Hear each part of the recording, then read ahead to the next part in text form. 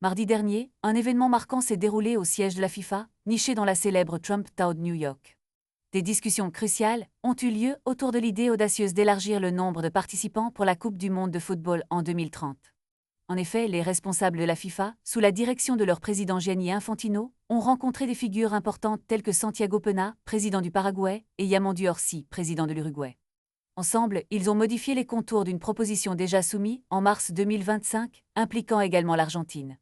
Ce projet ambitieux pourrait marquer un tournant dans le monde du football, alors que les deux parties semblent se rapprocher d'un accord décisif. Pour célébrer le centenaire de la compétition, la FIFA a prévu d'accueillir 3 matchs en Amérique du Sud, le berceau de la première édition, avant de transférer l'événement vers l'Espagne, le Portugal et le Maroc.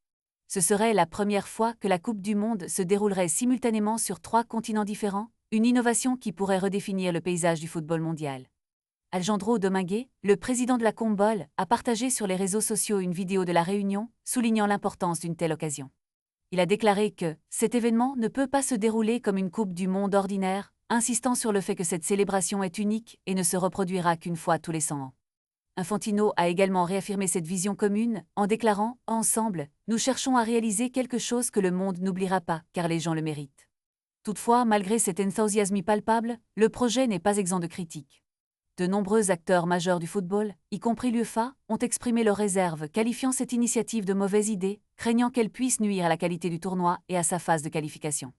Rappelons qu'après avoir déjà augmenté le nombre d'équipes participantes de 32 à 48 pour la Coupe du monde de 2026, la FIFA semble déterminée à continuer sur cette voie d'expansion.